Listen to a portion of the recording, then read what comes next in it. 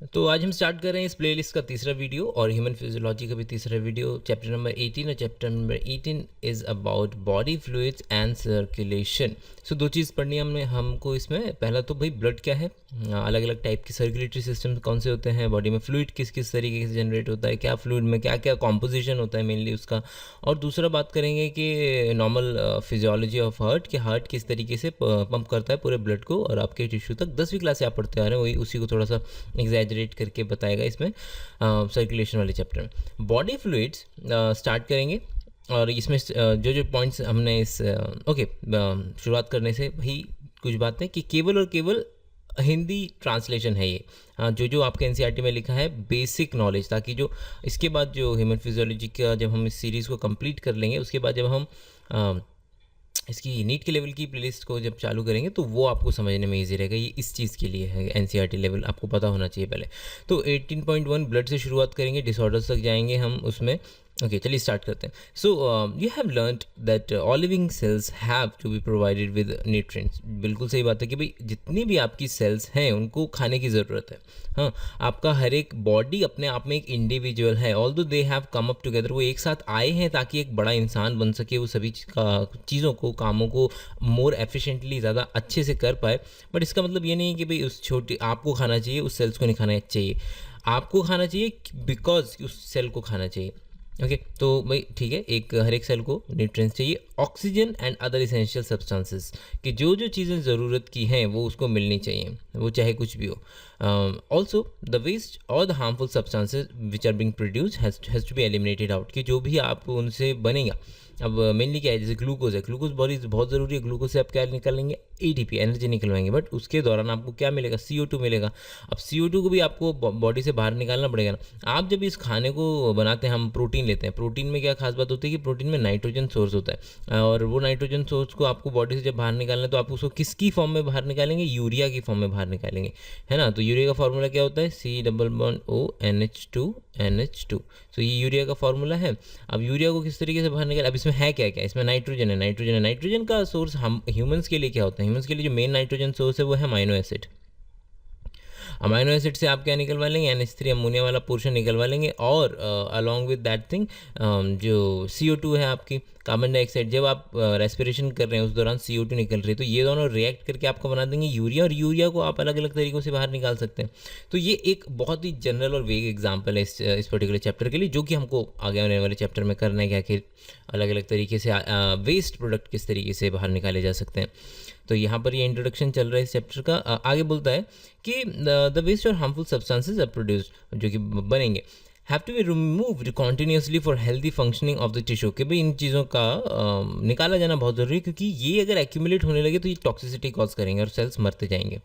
It is therefore essential to have efficient mechanism for the movement of these substances and cells and from the cells. बोल रहा है कि आपको ये सारे सब्सटेंसेस ज़रूरी हैं। भाई पहले आपको एनर्जी चाहिए तो उसके लिए आपको कुछ चीज़ चाहिए होगी, ग्लूकोज, आपको उसको यूटिलाइज़ करना है तो उसके दौरान कुछ चीज़ें निकलेंगी, कार्बन डाइऑक्साइड, आपको उसको निकालना है तो भी आपको उसको बाहर भेजना पड़ेगा। तो इस पूरे सिस्टम को मॉनिटर करने के लिए आपको एक चैनल की ज़रूरत पड़ेगी, आपको रोडों की ज़रूरत पड़ेगी। मान लीजिए ये इंडिया का कोस्ट लाइन है, ठीक है, ये इंडिया का कोस्ट लाइन है, ये गुजरात के बाद नीचे ये आपका केरल, तमिलनाडु, इंडिया का कोस्ट लाइन। अब कोस्ट लाइन में आपको कहीं भी गोवा पे आपका सामान उतर गया, गोवा पर आपका सामान उतर गया, लेकिन गोवा से अगर आपको दिल्ली तक सामान पहुंचाना है तो उसके लिए आपको रोड्स की अच्छे अच्छे उसकी ज़रूरत पड़ेगी, व्हीकल्स की ज़रूरत पड़ेगी जिस पे कि आप सामान रखेंगे, आपको रोड्स की ज़रूरत पड़ेगी जो कि सामान जिस तरीके से यहाँ से दिल्ली तक जाएगा। तो ये सेम प्रोसेस है कि आपका सामान पहुंचा दिया गया आपके पास तक, आपके जब डाइजेस्टिव सिस्टम में आपका पहुंच गया तो वो पहुंच गया वहाँ तक, लेकिन वहाँ से लेकर करके एक इंडिविजुअल सेल्स तक उसका डिस्ट्रीब्यूशन आपको करना है, तो उसके लिए आपको एक बहुत बढ़िया चैनल की ज़रूरत पड़ेगी, और यही चैनल अलग अलग तरीक़ों से आपकी बॉडी में मौजूद होता है, और ये है आपका सर्कुलेटरी सिस्टम जिसकी हम बात करेंगे अभी। ओके, आगे बढ़ते हैं। Okay, different groups of animals have evolved different methods of transport. ये शुरुआत है, ये आप किसी भी चीज़ में ले लीजिए, आप किसी भी फंक्शनिंग पार्ट में ले लीजिए, वो एक प्रिमिटिव फॉर्म में मौजूद होगा इस दुनिया में। हम शुरुआत कर चुके थे बैक्टीरिया से लेकर के मैमल तक की जो जर्नी है, अलग अलग तरीके के आपको ऑर्गेनिज्म मिलेंगे, अलग अलग कॉम्प्लेक्सिटी आपको ऑर्गेनिज्म मिलेंगे, और इस कॉम्प्लेक्सिटी को क्या बोला जाता है, लेवल ऑफ ऑर्गेनाइजेशन, जिसको हम अभी तक देख चुके हैं। तो वो बोल रहा है कि भाई अब जब बैक्टीरिया में क्या है, बैक्टीरिया में कुछ नहीं चाहिए, bacteria direct in contact with, भाई अपने फूड के भी कांटेक्ट में वो डायरेक्ट होगा, ऑक्सीजन और कार्बन डाइऑक्साइड भी वो तुरंत एक्सचेंज कर सकता है यहीं से, और फूड को भी वो इसी तरीके से एक्सचेंज और कर सकता है कुछ प्रोटीन चैनल के थ्रू। लैक ऑफ जो आप अगली क्लास में जाके पढ़ेंगे तो आपको पता चलेगा कि लैक ऑफ में क्या होता है कि आपका एक प्रोटीन होता है परमीज, वो परमिट करता है एंट्री ऑफ लैक्टोज, तो आपको प्रोटीन के जरिए आप उसको अंदर लेके आ सकते हैं। तो सिंपल क्या है, उसको किसी स्पेशल चीज़ की ज़रूरत नहीं है, इसको कोई अलग अलग कैनाल बनाने की ज़रूरत नहीं है, इसको पता है कि ये भाई अपने पूरा न्यूट्रिएंट्स में ही सबमर्ज है, इजीली गिव एंड टेक हो सकता है, नो प्रॉब्लम। अब जैसे जैसे ये चीज़ें आगे बढ़ेंगी मल्टी सेल्युलैरिटी की तरफ, धीरे धीरे ट्यूब्स बनने लगेंगी, धीरे धीरे मिक्स्ड ब्लड आएगा कि भाई अब उसमें क्या होता है कि भाई आपका हार्ट है, आपको मालूम है कि ये आपके अंदर 4 चैम्बर का होता है, आपको पहले से पता है कि भाई आपका जो ऑक्सीजनेटेड ब्लड है और जो डीऑक्सीजनेटेड ब्लड है वो कभी कांटेक्ट में नहीं आ रहा है, ठीक है, वो कांटेक्ट में नहीं आ रहा है, आपका डायरेक्ट डीऑक्सीजनेटेड इन 2 चैम्बर्स में रहता है, और 2 चैम्बर्स में डीऑक्सीजनेटेड रहेगा, 2 चैम्बर में ऑक्सीजनेटेड रहेगा, ऑक्सीजनेटेड ब्लड रहेगा, वो मिक्स नहीं हो रहा है, वो प्रोसेस को और एफिशिएंट करता है। लेकिन आपके मौजूदा हालात में ऐसे ऑर्गेनिज्म भी हैं जिनके पास 4 चैम्बर वाला हार्ट नहीं है, 2 चैम्बर वाले भी हैं, 3 चैम्बर वाले भी हैं, 4 चैम्बर वाले भी हैं। तो उनके अंदर क्या है कि पूरा का जो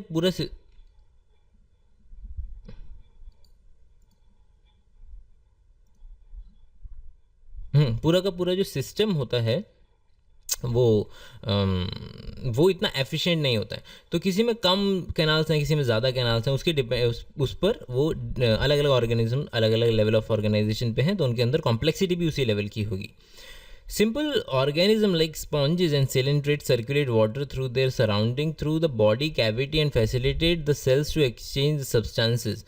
अब स्पॉन्जेस में, सिलेंड्रिड्स में क्या हो रहा है कि भाई जो पॉरीफेरा में जो आपके सिलेंड्स थे, जो ये थे, वो पॉरीफेरा में ये आपका डायरेक्ट आ गया ऑर्गेनिज्म। अब इसके अंदर बीच में कैविटी है, अब इस कैविटी के थ्रू क्या होगा, अब वो डायरेक्ट इसके थ्रू वो पानी को ऐसे पार कॉन्टिन्यूसली एक चैनल बना दिया उसने, बहुत प्रिमिटिव सा, इसके थ्रू पानी का सर्कुलेशन चलता रहता है। अब पानी का सर्कुलेशन चलता रहता है तो उसमें कभी कभी फूड मटेरियल भी आ जाता है, वो फूड मटेरियल को कैप्चर कर लिया जाता है। तो ये एक प्रिमिटिव मेथड हो गया, सिलिंड्रिड्स में भी एक कैविटी बना दी आपकी, और उससे आपका खाना वगैरह आप कैप्चर कर सकते हैं। आगे बढ़ते हैं। ओके, सिंपल डिफ्यूजन हो गया surrounding through their body cavity and facilitated the cells to exchange these substances. Fine. More complex organism use special fluid. अब ये तो है भाई वाटर है, जिस वाटर में वो सराउंड कर रहा है वो उसने डायरेक्ट उसी को एक बना लिया, एक चैनल उसका बना लिया अपने आप से ही, उसने बस रोड बनाए, उसमें कोई स्पेशल काइंड का फ्लूइड नहीं है। लेकिन जैसे जैसे ऑर्गेनिज्म जो है आगे चल के कॉम्प्लेक्स होते जा रहे हैं, उनमें ब्लड आता जा रहा है। ब्लड को हमें डिटेल में पढ़ना है। Okay, blood is the most commonly use body fluid and most of the higher organism including the human for this purpose blood को इस्तेमाल करते हैं एक्सचेंज करने के लिए चीज़ों को। ब्लड का नाम लेते हैं एक दिमाग में एक रेड कलर का फ्लूइड आ जाता है, लेकिन it's important you to know कि भाई हमेशा ब्लड का कलर जो है रेड नहीं होता है। वो उसके अंदर जो पिगमेंट मौजूद होगा, उस फ्लूइड में जो पिगमेंट मौजूद होगा उसी का वही उसके कलर को डिसाइड करता है। हमारे अंदर हीमोग्लोबिन होता है, रेड कलर का होता है, तो हमारा रेड कलर का ब्लड दिखता है। लेकिन कुछ ऑर्गेनिजम्स में अलग अलग कलर का ब्लड भी होता है। तो please do not make it universal कि भाई जो भी ब्लड होता है वो होता, अगर है तो वो रेड कलर का ही होगा। Another body fluid lymph. Lymph कुछ अलग चीज़ नहीं है, it's basically subset of your blood के ब्लड में से एक छोटा सा पार्ट अगर आप उसका फ्लूइड का निकाल लें तो उसको लिम्फ बोलते हैं। उसमें अब ब्लड में, सीरम में, लिम्फ में, इन सब में और प्लाज्मा में, ये जो टर्म्स जो आप अब तक वेगली पढ़ते आ रहे थे, ये साउंड सिमिलर कि बॉडी में होती हैं, हाँ, ब्लड, प्लाज्मा, सीरम, लिम्फ, ये सब हैं, लेकिन आखिर इन सब चीज़ों में डिफरेंस क्या क्या चीज़ का होता है वो उसको आज के इसमें लेक्चर में कंप्लीट कर लेंगे। Also helps in to the transport of the certain substances, कि भाई लिम्फ भी एक चीज़ों का ट्रांसपोर्ट करने में मदद कर रहा है। वो क्या किस तरह से होगा वो भी आगे देखेंगे।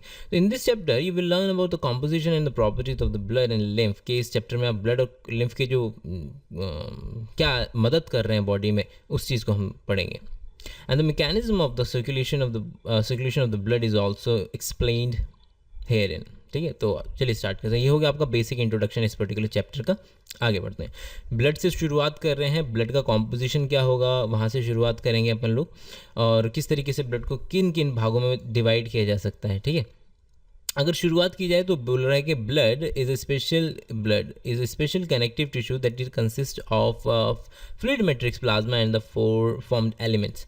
तो अगर हम ब्लड को इस तरीके से उसका फ्लो चार्ट बनाने की कोशिश करें तो ब्लड को बेसिकली डिवाइड किया जा सकता है। आपका नंबर 1, आपका कोई भी फ्लूइडी substance, okay, fluid basic solvent बोलेंगे जिसको, तो वो हो गया आपका प्लाज्मा जो कि आपका सॉल्वेंट कहलाएगा। अब दूसरा हो गया सेल्स। ठीक है, अब सेल्स अलग अलग तरीके की हो सकती हैं। अब कहने को तो ये सेल्स है, एक तीसरा पार्ट भी होता है, ओके, उसको आप कह लीजिए formed element. Okay, formed element. अब फॉर्म्ड एलिमेंट में क्या आएगा आपका जो प्लेटलेट्स, आप अभी तक अगर दिल्ली में डेंगू इतना ज़्यादा फैलता है तो तो डेंगू में क्या होता है कि डेंगू के दौरान आपने ये सुना होगा कि किसी को प्लेटलेट्स की ज़रूरत है। डेंगू में प्लेटलेट्स का काउंट कम होता जाता है। भाई लोग अलग अलग सलाह देते हैं कि भाई बकरी का दूध पी लो या कोकोनट मिल्क पियो या ये करो वो करो, उससे आपका प्लेटलेट काउंट इंक्रीज़ होता है। तो वो वहाँ पर आपने प्लेटलेट का नाम सुना होगा, लेकिन आखिर प्लेटलेट है क्या चीज़, कैसे आपको किस चीज़ में क्या मदद कर रही है, उसका अमाउंट कितना रहना चाहिए, कम हुआ तो क्या फ़र्क पड़ेगा, ज़्यादा हुआ तो क्या फ़र्क पड़ेगा। सो प्लेटलेट्स। ओके, सेल्स के अंदर आ जाएगा आपका अभी तक जो आप बचपन से अभी तक पढ़ते आ रहे हैं, आरबीसी और WBC. So RBC red blood cells, red blood cell, और डब्ल्यूबीसी में आ गया आपका वाइट ब्लड सेल। अब रेड ब्लड सेल्स में आपको डिटेल में हम इसके बारे में पढ़ेंगे, आखिर रेड ब्लड सेल्स के कॉम्पोजिशन क्या क्या हैं। ओके, सो बेसिकली अगर मैं यहाँ पर थोड़ा सा लिखना चाहूँ तो बेसिकली हम जो इसके अंदर पढ़ेंगे वो हीमोग्लोबिन के बारे में पढ़ेंगे।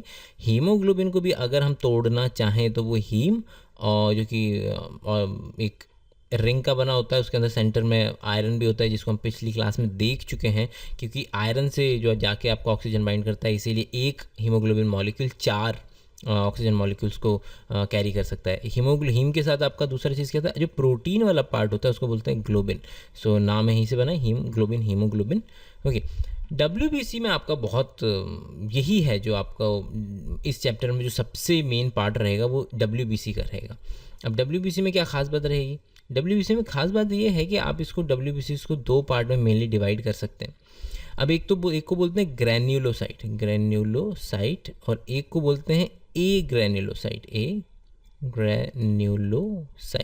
अब नाम ही अपने आप में बता रहा है, ये वो सेल जिसमें के अंदर में ग्रैन्यूल्स होंगे और दूसरा सेल वो जिसके अंदर ग्रैन्यूल्स नहीं होंगे। अब ग्रैन्युलोसाइट्स में आपका हम जो अलग अलग टाइप के सेल्स पढ़ेंगे उसमें आ जाएगा आपका, शुरुआत करते हैं न्यूट्रोफिल से, न्यूट्रोफिल। ओके, न्यूट्रोफिल के बाद बेजोफिल, उसके बाद आपका आ गया ये एसिडोफिल या इयोसिनोफिल, ओके, एंड ए ग्रैन्युलोसाइट्स में आपका आ गया मोनोसाइट, और दूसरा हो जाएगा आपका लिम्फोसाइट। ये है आपका ब्लड का जो जनरल फ्लू चार्ट जो आपको बनेगा। प्लाज्मा में आपके आ जाएंगे प्रोटीन, ओके, आयरन और वाटर। ये आपका मेन कॉम्पोजिशन हो जाएगा आपका प्लाज्मा का। चलिए एक एक चीज़ को हम अब उठाना शुरू करेंगे और एक एक चीज़ को उठा करके उसको देखेंगे कि एनसीईआरटी में किस तरीके से कितने लेवल पे दिया हुआ है, हम उतना ही कवर करेंगे। ठीक है, तो सबसे पहले ब्लड डिवाइडेड है प्लाज्मा सेल्स में और फॉर्म्ड एलिमेंट्स में। प्लाज्मा को हमने सबसे पहले देखना है, आप देख सकते हैं कि 18.1.1 इज द प्लाज्मा। देखते हैं प्लाज्मा क्या होता है। Plasma is straw coloured viscous fluid consisting nearly 55% of the blood. Okay, this is more than 50%। Okay, but कहने के लिए 55% ही केवल आपका जो लिक्विड वाला पोर्शन है वो है, बाकी आपका फॉर्म्ड एलिमेंट्स और सेल्स हैं।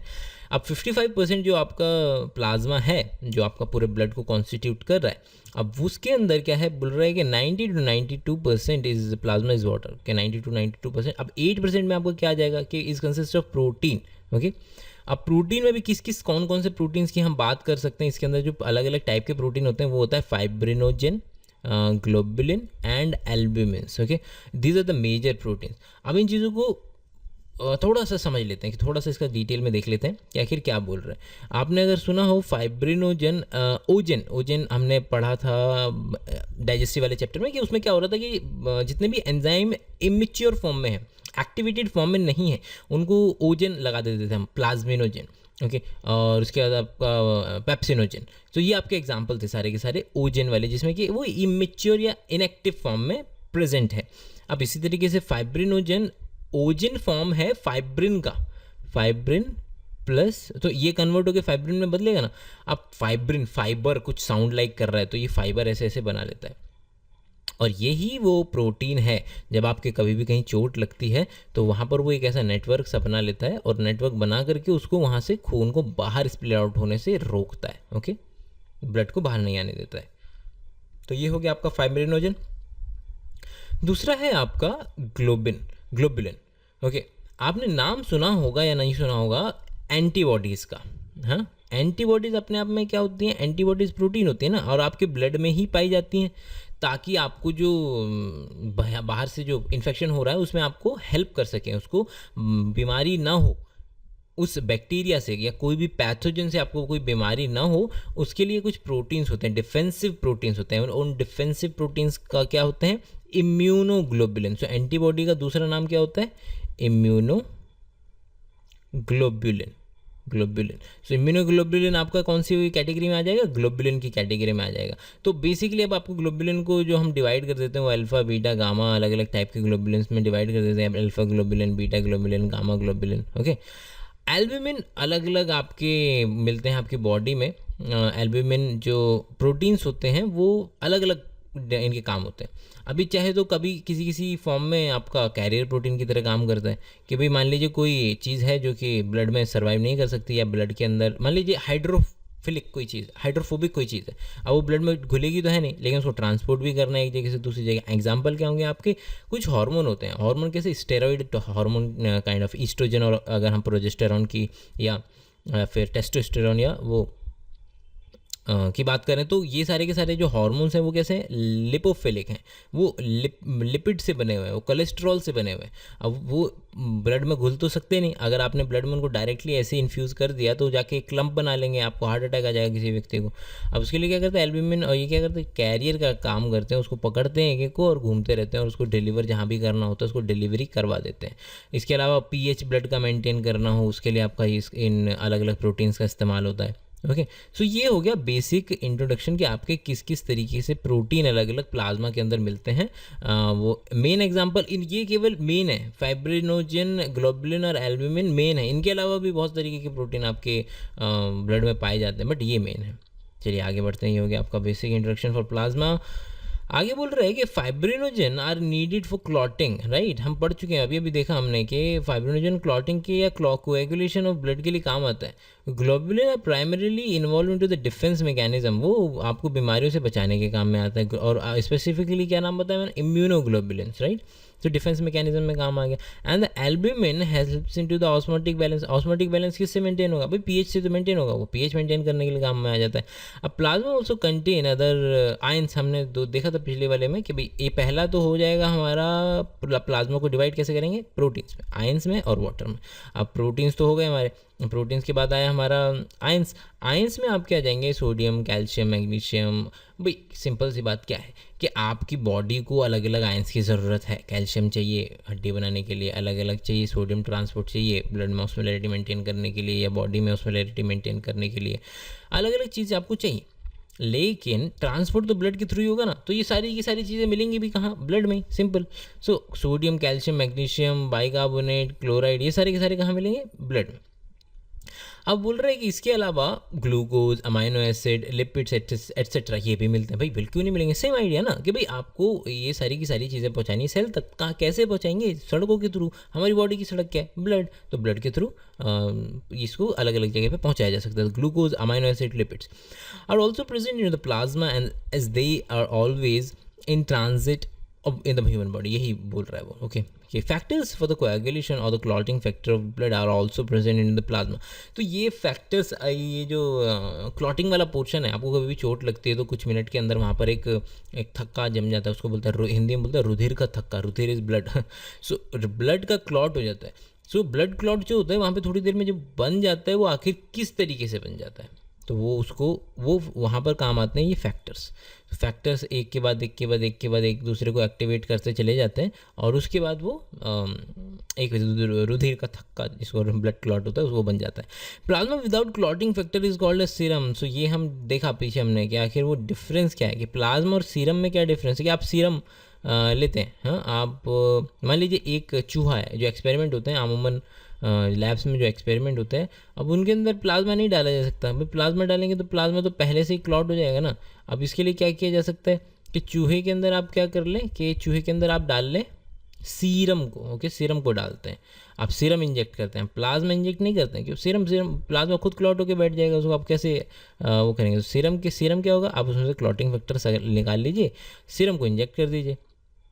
तो इसलिए सीरम का नाम आता है कि प्लाज्मा में से सीरम को नहीं। और सीरम के अंदर बचेगा क्या? प्रोटीन ना। और वो कौन से प्रोटीन थे? वो एंटीबॉडीज़ वगैरह, रिमेंबर। और वही काम करेंगे इस पे, इसके चूहे के ऊपर। Okay, formed elements. अब फॉर्म्ड एलिमेंट्स को इसने सब में कन्वर्ट कर ले कि भाई कोई एक जो फॉर्मेशन ले रही हो। ओके, सेल्स या सेल्स को भी उसने सेम कैटेगरी के अंदर कंसिडर कर लिया।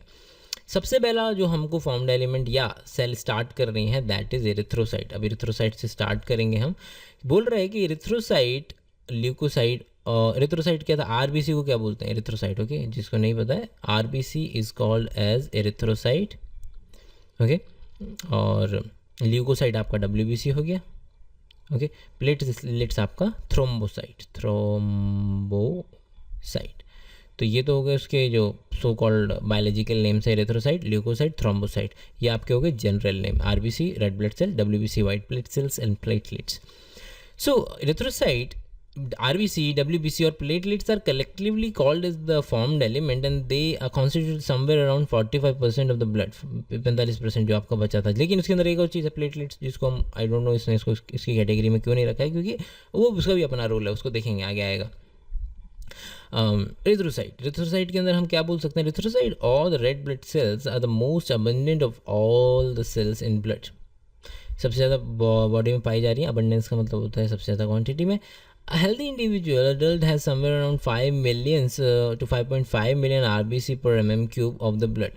ये लाइन बड़ी इंपॉर्टेंट है। क्यों? ऑल्दो आपको रटने की कोई ज़रूरत नहीं, but I need you to appreciate this fact. Okay, so ये क्यों अप्रिशिएट करने की ज़रूरत है आपको? आप अगर अपने स्केल पे देखें, स्केल पे 1 मिलीमीटर कितना कम होता है। ये 1 सेंटीमीटर होता है, उसको ये 1 मिलीमीटर होता है, बहुत छोटा। अब इस 1 मिलीमीटर को आप एक डब्बा बनाएं, जो 1 मिलीमीटर चौड़ा, 1 मिलीमीटर ऊंचा और 1 मिलीमीटर थिक। तो ये जो डब्बा बनेगा, 1 मिलीमीटर का जो डब्बा बनेगा, केवल 1 मिलीमीटर, इसके अंदर कितनी आरबीसी समाहित है, कितनी आरबीसी प्रेजेंट है? 5 मिलियन। 1 मिलीमीटर के डब्बे में आपका 5 मिलियन आरबीसी आ रही हैं। तो आप सोच सकते हैं कि उस आरबीसी का साइज़ कितना छोटा होगा। 5 मिलियन में आपका आ गया 5 × 10⁻⁶ या 50 लाख आरबीसी आप रख पा रहे हैं उस डब्बे में, केवल 1 मिलीमीटर का जो डब्बा है। तो दिस इज़ वेरी इंपॉर्टेंट। तो वो जो रिलेटिव एंगल है, और उस एक आरबीसी के अंदर आपके कितने ही मॉलिक्यूल्स होंगे हीमोग्लोबिन के, और वो एक हीमोग्लोबिन 4 ऑक्सीजन मॉलिक्यूल्स को लेके जा सकता है। तो आप सोच सकते हैं कि किस तरीके से आप इतना सारा ऑक्सीजन को ट्रांसपोर्ट कर पाते हैं। ठीक है, so RBC are formed by the okay, ये बहुत इंपॉर्टेंट लाइन है, याद कर लीजिए, लिख लीजिए, जो भी करना है। RBC are formed into the red bone marrow of the adults. This is important.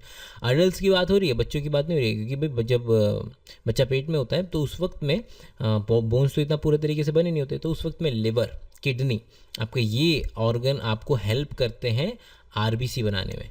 Okay, और बच्चे के में बनता है। लेकिन जैसे जैसे बच्चा बड़ा होता जाता है ये काम रह जाता है आपका केवल केवल बोन मैरो का। कुत्ता हड्डी में कोई न्यूट्रिशन नहीं होता है। कुत्ता हड्डी क्यों खाता है? क्योंकि उसके अंदर वो बोन मैरो है, वहाँ से वो चीज़ें खाने की कोशिश करता है, बोन मैरो।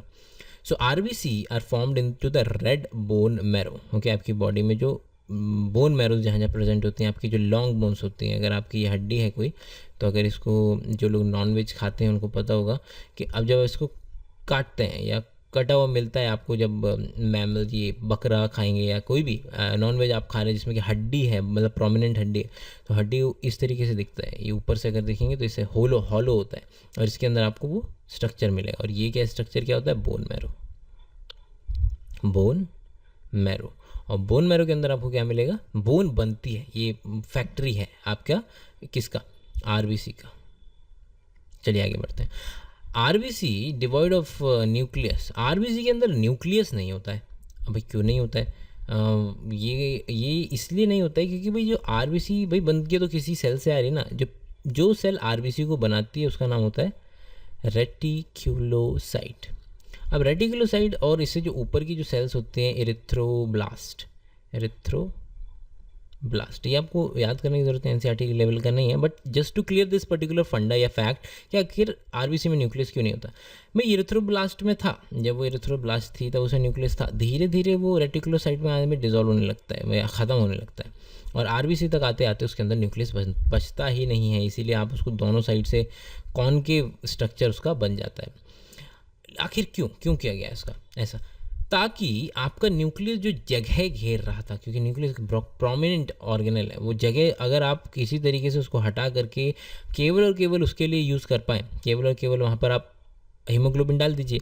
अब हीमोग्लोबिन ज़्यादा अच्छे से उसको एफिशिएंटली एक जगह से दूसरी जगह, मतलब हीमोग्लोबिन ज़्यादा अच्छे से ऑक्सीजन को लेकर के पूरे ब्लड की एफिशिएंसी बढ़ा पाएगा। तो इसलिए ब्लड की एफिशिएंसी बढ़ाने के लिए ऑक्सीजन कैरी करे वो, इसको बढ़ाने के लिए वो ऑक्सीजन वो क्या है जो आरबीसी में से जो न्यूक्लियस है वो चला जाता है, हट जाता है, ज़्यादातर में हट जाता है। सब एग्जांपल्स हैं, लामा होता है, कैमल होता है, ओके, लामा में, कैमल में, इनके अंदर आपको क्या मिलेगा? आपको आरबीसी जो मिलेगी वो न्यूक्लिएटेड मिलेगी। और एक क्वेश्चन आ चुका है, कैमल के अंदर आरबीसी न्यूक्लिएटेड होती है, आरबीसी न्यूक्लिएटेड आरबीसी। अब भाई अब आप पूछेंगे भाई कि हम में तो है नहीं, उसके अंदर क्या खास बात होगी जो उसके अंदर कैमल में न्यूक्लिएटेड है? वहाँ पर आरबीसी जो है डिफेंस में काम करते हैं। हम देखेंगे कि हमारे क्या होता है, डब्ल्यूबीसी डिफेंस, मतलब हमको रोग क्षमता प्रोवाइड करती है या हमको लड़ने में मदद करती है। डिफेंसिव सेल्स हैं ये हमारी बॉडी की। कैमल में आरबीसी भी आपको डिफेंसिव वो देती है, एक टूल्स एंड टेक्निक्स देती है जिसकी वजह से आप उससे लड़ सकें। तो ये काम की वजह से उसके अंदर न्यूक्लिएटेड आरबीसी होता है। सो आगे बढ़ते हैं। RBC are devoid of the nucleus in most of the mammal and are biconcave into the shape. They have a red coloured iron containing complex called as the haemoglobin. ये हम पहले ही देख चुके हैं, उसको हल्का सा रिवाइज करने की कोशिश करें तो जो आपका हीमोग्लोबिन था वो क्या था? हीमोग्लोबिन हीम से आ रहा था। हीम में आपका आ रहा था दो पर्टिकुलर पोर्शन, एक रहा आपका आयरन और दूसरा आपका रहेगा प्रोटोपोरफायरिन 9। ओके, ये आपका हो गया हीम। और ग्लोबिन प्रोटीन है, कुछ नहीं है, ग्लोबिन आपका प्रोटीन नॉर्मल, तो प्रोटीन प्लस आयरन प्लस प्रोटोपोरफायरिन 9 को बोलते हैं आपका हीमोग्लोबिन। और एक हीमोग्लोबिन में जो वो होते हैं, चार होते हैं कि कैटेगरी, 4 ग्लोबिन चेन होती हैं, 2 अल्फा 2 बीटा। ओके, बीटा में, और हर एक किसी में एक सेंटर में ये होता है प्रोटोपोरफायरिन 9, और प्रोटोपोरफायरिन 9 के सेंटर में होता है आपका आयरन एटम, आयरन। और एक आयरन किसको लेके जाता है? O2 को, एक O2 को। तो एक हीमोग्लोबिन मॉलिक्यूल 4 O2 को लेके जाएगा। तो ये आपका बेसिक हो गया हीमोग्लोबिन का। आगे देखते हैं, दे have a red coloured iron containing haemoglobin, hence the colour and the name of these cells. कि भाई इनका नाम कहाँ से आ रहा है? वो आरबीसी इसी वजह से आ रहा है, हीमोग्लोबिन की वजह से आ रहा है। A healthy individual has somewhere around 12 to 16 gram of haemoglobin पर 100 ml ऑफ ब्लड। कि इतना हीमोग्लोबिन होता है, 12 से 16 ग्राम तक हो सकता है आपका 100 ml के ब्लड में। आपका ज़्यादा है, बहुत मतलब आप समझ सकते हैं कि आपका 12 से 16 ग्राम है 100 ml में। Okay, these these molecules play a significant role in transportation of the respiratory gas. ये पिछले चैप्टर में हम बड़े अच्छे से देख चुके हैं कि आखिर वो गैसों का आदान प्रदान हीमोग्लोबिन की वजह से किस तरीके से होता है। तो ऑक्सी हीमोग्लोबिन बना लेगा, ऑक्सीजन इस पर जुड़ सकती है। कार वाला जो एग्जांपल देखा, कार की 4 सीटें हैं, ऑक्सीजन ज़्यादा प्रेजेंट है, ऑक्सीजन बाइंड कर जाएगा, कार्बन डाइऑक्साइड ज़्यादा प्रेजेंट है, कार्बन डाइऑक्साइड बाइंड कर जाएगा। Okay, so these molecules play a significant role in respiratory gases. RBC have an average lifespan of 120 days. ये बड़ा इंपॉर्टेंट बात है कि RBC जिंदा कितने दिन रहते हैं। अब न्यूक्लियस तो उसमें रहा नहीं, न्यूक्लियस नहीं रहा तो न्यूक्लियस की जितनी भी बेसिक न्यूक्लियस से ही तो वो डिवाइड करता है। जेनेटिक मटेरियल कैसे डिवाइड होगा भाई? न्यूक्लियस की वजह से। एक न्यूक्लियस का 2 न्यूक्लियस बनेगा तो 2 सेल बन जाएंगे। अब जब न्यूक्लियस ही नहीं है तो सेल आखिर बनेगी किस तरह? तो वो इट्स अ टर्मिनल सेल, वो ख़त्म हो जाती है, वो मर जाती है। और उसको हम स्प्लीन में, ओके, तो कहाँ पर जाके मरती है वो? स्प्लीन में जाकर के, ग्रेवयार्ड बोलते हैं स्प्लीन को। क्या बोलते हैं हम? Graveyard of RBC. ये यहीं आगे ही है। So spleen have an average 120 days and after which they are being destroyed into an organ. ये ऑर्गन का क्या नाम है? स्प्लीन होता है। Graveyard of RBC. आपका जो स्टमक होता है ना, ये स्टमक इस तरीके से आ रहा है, ये स्टमक, और नीचे आपका पेनक्रियाज होता है यहाँ पर, राइट। तो यहाँ इसके पीछे की तरफ, यहाँ समवेयर अराउंड या राइट हेयर, पीछे की तरफ वो स्प्लीन प्रेजेंट होता है। ओके, सो स्प्लीन में जाता है, स्प्लीन में जाकर के वो आरबीसी को डिस्ट्रॉय कर देते हैं और नया आरबीसी कहाँ से बनता हुआ आ रहा है? बोन मैरो से। गुड, ये तो हो गया आपका इंट्रोडक्शन आरबीसी के लिए पूरा। अब आप हम बात करेंगे किसके बारे में? डब्ल्यूबीसी के बारे में, ल्यूकोसाइट्स के बारे में। ओके, डब्ल्यूबीसी को डिस्कस करना डिटेल में बहुत ज़रूरी है, क्योंकि बहुत सारे जो आपके क्वेश्चंस होंगे, जो कि क्वेश्चन क्या, तो चैप्टर में से नहीं आता है, क्वेश्चन आता है कॉन्सेप्ट्स में से। तो डब्ल्यूबीसी का कॉन्सेप्ट आपको मर्ज करना पड़ेगा 12वीं 12th क्लास की इससे, इम्यूनिटी वाले पोर्शन से। और उन दोनों को जब आप मर्ज करेंगे तब आपके नए नए कॉन्सेप्ट बन के निकलेंगे। तो इसलिए इसका ल्यूकोसाइट का आना बहुत ज़रूरी है। चलिए स्टार्ट करते हैं कि डब्ल्यूबीसी में आपके किस तरीके से आखिर अलग अलग टाइप के सेल्स होते हैं। तो हम अभी पहले डिस्कस कर ही चुके हैं कि डब्ल्यूबीसी में क्या था। डब्ल्यूबीसी में एक तो था ग्रैन्युलोसाइट, कि भाई वो सेल्स जिसमें ग्रैन्यूल्स होंगे। सो और क्या दिख रहा है? ग्रैन्यूल्स हैं इसमें, यूनिसिनोफिल में, बेजोफिल में भी ग्रैन्यूल्स है, न्यूट्रोफिल में आपको ग्रैन्यूल्स दिख रहे होंगे, मोनोसाइट में नहीं है, लिम्फोसाइट में भी नहीं है। तो ये आपके क्या हो जाएंगे? ग्रैन्युलोसाइट। ये आपके हो गए ए ग्रैन्युलोसाइट। तो चलिए इनको एक एक करके डिटेल में डिस्कस करते हैं कि आखिर क्या है, आखिर इतने अलग अलग टाइप की डब्ल्यूबीसी का ज़रूरत पड़ी क्यों रहा है। क्योंकि भाई ऑब्वियसली उनका अलग अलग काम होगा ना, तभी तो उनको ज़रूरत पड़ रहा है। आरबीसी हम कर चुके हैं, प्लेटलेट्स हम करेंगे, ये हो गया आपका डब्ल्यूबीसी में ग्रैन्युलोसाइट, पहले 3 ग्रैन्युलोसाइट, बाकी के ए ग्रैन्युलोसाइट। भाई सबसे पहले क्या होता है ना कि जो एक्सपेरिमेंट्स होते थे वो स्टार्ट किए जाते थे, बड़ी बेसिक मेथड होता था, कोई उसमें ऐसी बात नहीं होती थी। तो व्यक्ति ने क्या करा, जो भी व्यक्ति डब्ल्यूबीसी को स्टडी कर रहा था, भाई सारा डब्ल्यूबीसी ले लो। डब्ल्यूबीसी लेने के बाद अलग अलग टाइप की वो उसने सैंपल बना ली। ये एक स्लाइड ले ली, ये दूसरी स्लाइड ले ली, उसने तीसरी स्लाइड ले ली। अब तीनों स्लाइड पे उसने क्या करा, ब्लड का एक स्मीयर सा बना दिया। डब्ल्यूबीसी या प्लाज्मा का ये स्मीयर सा बना दिया। ये आपका ये पूरा स्मीयर हो गया उसका, ठीक है, ब्लड का स्मीयर बन गया। एक पे तो उसने डाल दिया अलग अलग टाइप का स्टेन डाल दिया। एक पे तो डाल दिया उसने बेसिक स्टेन, उसकी एसिडिटी जो थी उसके पीएच के बेसिस पे उसने बेसिक स्टेन डाल दिया, बेसिक डाई डाल दी। और दूसरे पे उसने डाल दी न्यूट्रल डाई, और तीसरे पे उसने डाल दी एक एसिडिक डाई। अब क्या हुआ भाई, जो बेसिक डाई थी उसने कुछ सेल्स को कलर कर दिया, हाँ, और वो सेल्स को उसने नाम दे दिया, चूंकि वो बेसिक डाई ले रहा था उसने क्या नाम दे दिया? बेजोफिल नाम दे दिया। कोई इसमें अलग चीज़ नहीं है, ये हम पहले भी डिस्कस कर चुके हैं। भाई क्रोमोसोम कहाँ से आया? ऐसे ही सेम मेथड हो रहा था। उस बंदे ने मुंह खोला, सेल खोला, उसका सारा सामान बाहर आ गया। उसने क्या करा, एक स्टेन देखा, उस स्टेन से उसको क्या दिखा? एक बॉडी दिखी जो कि कलर्ड बॉडी थी। क्या दिखा उसको? एक बॉडी जो कि कलर्ड, उसे नहीं पता था कि क्या चीज़ है, क्या है। उसका नाम क्या था? Chromosome. Some is coming from the body, कोई बॉडी है, कोई स्ट्रक्चर है, और chrome is coming from the colour. So कोई बॉडी जो कि कलर ले रही थी उसने बोल दिया भाई क्रोमोसोम है। बाद में जाके पता चला भाई आखिर क्रोमोसोम होता क्या है। सेम मेथड है यहाँ पर भी। बंदे ने ले लिया अलग अलग टाइप के dyes, basic dye, neutral dye, acidic dye. जिसने बेसिक डाई लिया वो हो गया बेजोफिल, जिसने न्यूट्रल डाई लिया वो हो गया न्यूट्रोफिल, लविंग, राइट।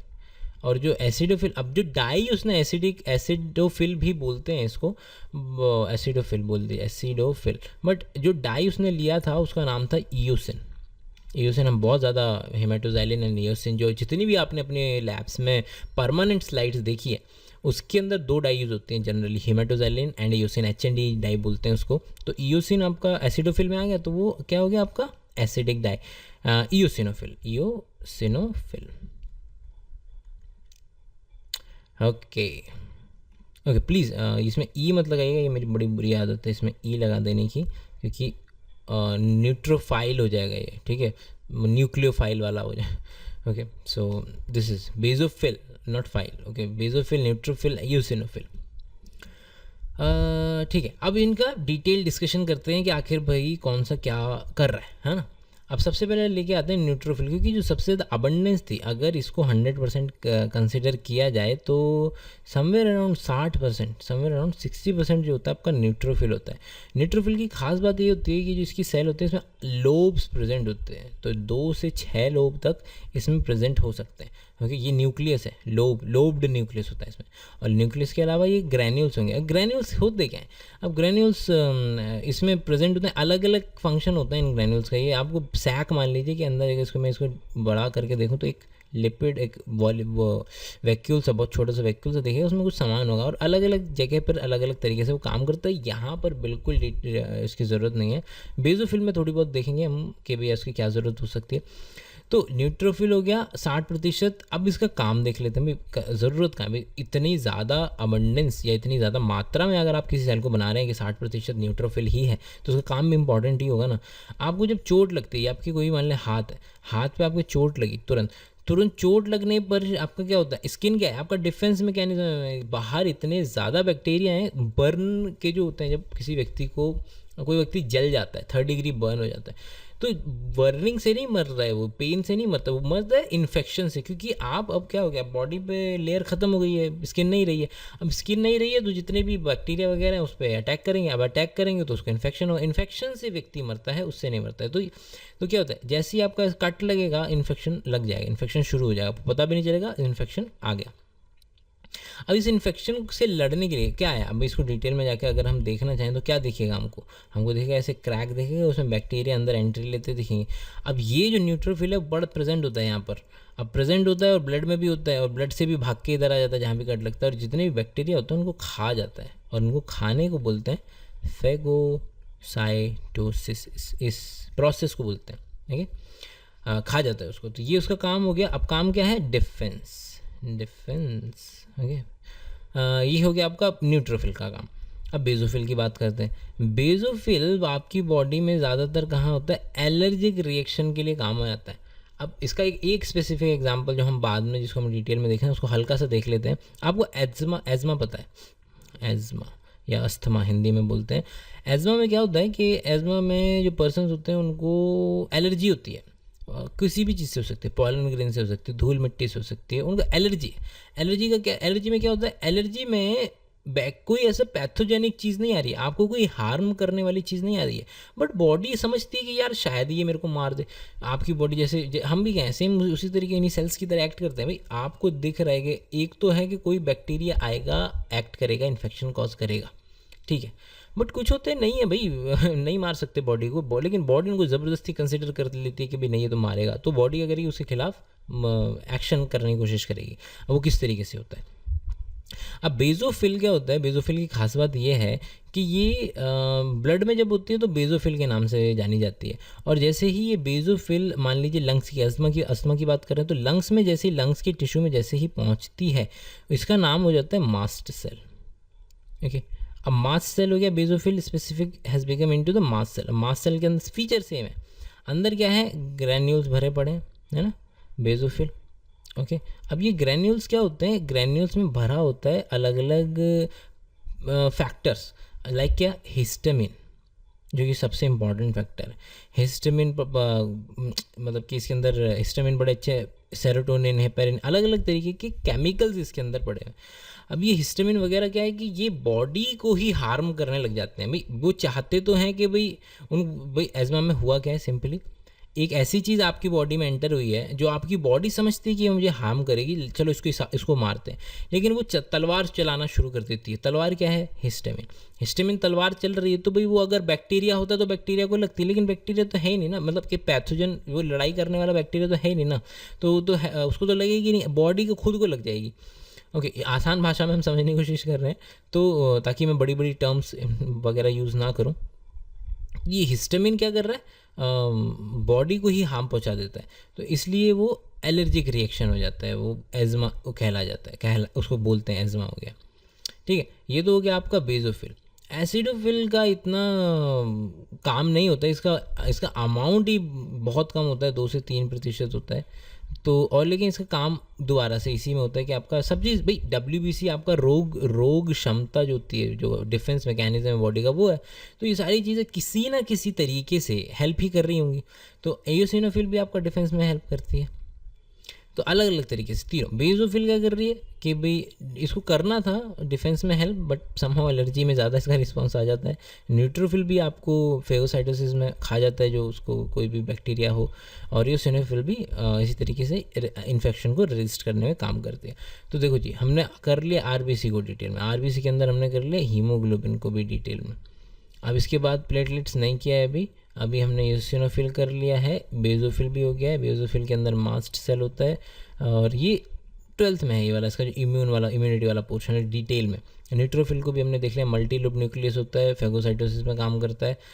मोनोसाइट, ठीक है, ये तो हो गया हमारा ग्रैन्युलोसाइट की बात कर रहे थे हम कि WBCs का एक तो हो जाएगा ग्रैन्युलोसाइट वाला पार्ट, उसमें आपका आ गया बेजोफिल, न्यूट्रोफिल, एजिडोफिल।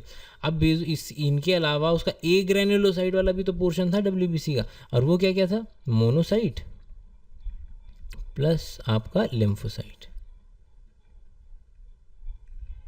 चलिए इसको देखते हैं कि भाई मोनोसाइट और जो होता है आपका लिम्फोसाइट, इसमें कोई ग्रैन्यूल्स तो एटलीस्ट नहीं प्रेजेंट होते हैं, तो ऑब्वियसली कि इसका जो नाम सो कॉल्ड नाम आ रहा था ग्रैन्युलोसाइट का, वो ग्रैन्यूल्स से आ रहा था। इसमें ग्रैन्यूल्स नहीं है, तो इसका नाम ग्रैन्युलोसाइट में नहीं आता है।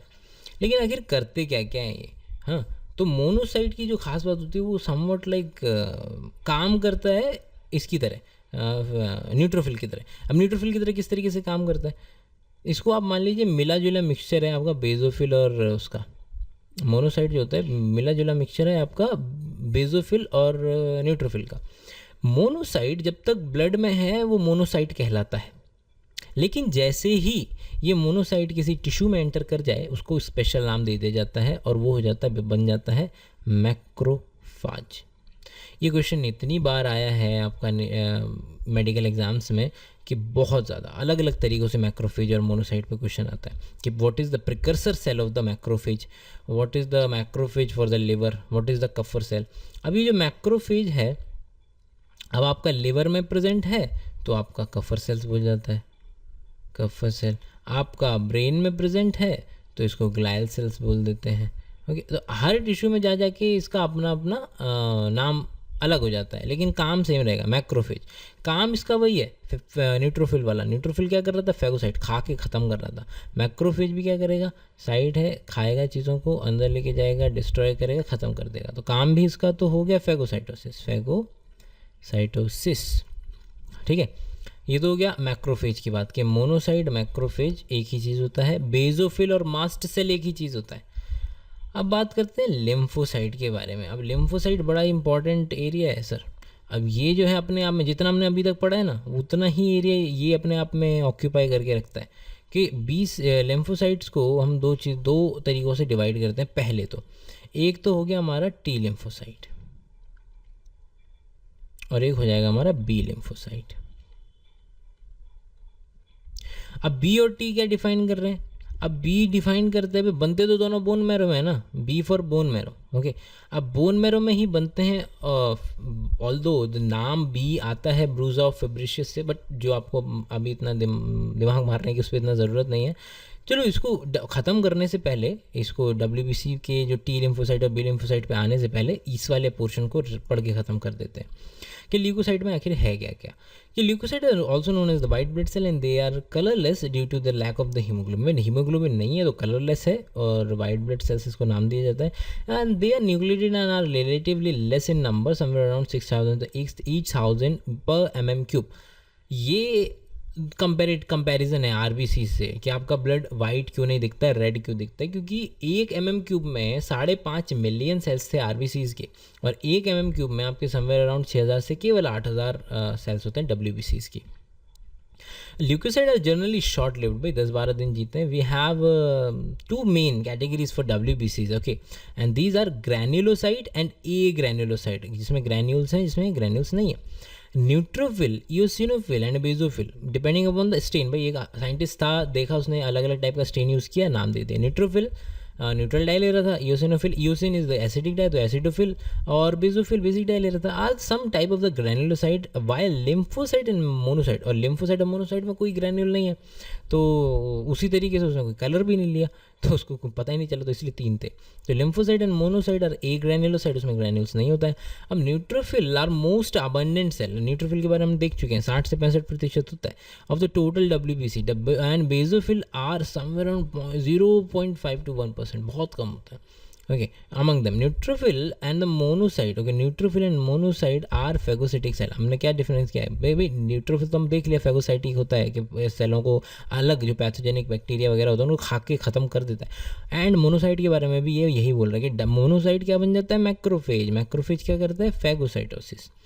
Okay, basophil secrete histamine, serotonin, heparin etcetera. तलवार, अलग अलग टूल्स हैं, भाला वाला सब है इसके पास, लेकिन वो उसको मारने की बजाय अपने को ही मार लेता है। तो उसमें इनके इन्फ्लामेटरी रिएक्शंस में काम में आता है। इन्फ्लामेशन एक आइडिया है, इसको आप कोई स्पेसिफिक चीज़ मत मानिए, बहुत जनरल चीज़ होती है ये। आपको बॉडी में कहीं भी अगर चोट लगती है तो कुछ सिम्टम्स आते हैं। अभी सिम्टम्स क्या क्या होते हैं कि भाई बॉडी, वो जो पर्टिकुलर एरिया जहाँ पर आपको चोट लगी है, अब वो क्या हो जाएगा, पहले रेड हो जाएगा, गर्म हो जाएगा, ओके, सो रेड हो जाएगा, उसमें हीट जनरेट होने लगेगी, और क्या होगा, और ब्लड वेसल्स डायलेट हो जाएंगी। उसकी वजह से वो खून ज़्यादा आ रहा है तो रेड हो गया, और तेज़ी से खून मूव कर रहा है तो वो हीट हो जाएगा, पेन आ जाएगा आपका। तो ये सब सिम्टम जब 3-4 सिम्टम एक जगह इकट्ठा हो जाते हैं तो उसको बोलते हैं इन्फ्लामेशन। Okay, inflammation. और इन्फ्लामेशन जब ये सारी चीज़ें भाई बॉडी में हो तो कहीं भी सकती है ना, छोटी सी चोट होगी, इंजरी होगी, यही सिम्टम्स आएंगे और इन्हीं सिम्टम्स को इन्फ्लामेशन बोलते हैं। तो इन्फ्लामेशन कहीं भी किसी भी फॉर्म में हो सकता है और उसको टिस से डिफाइन करते हैं। किससे, टिस से।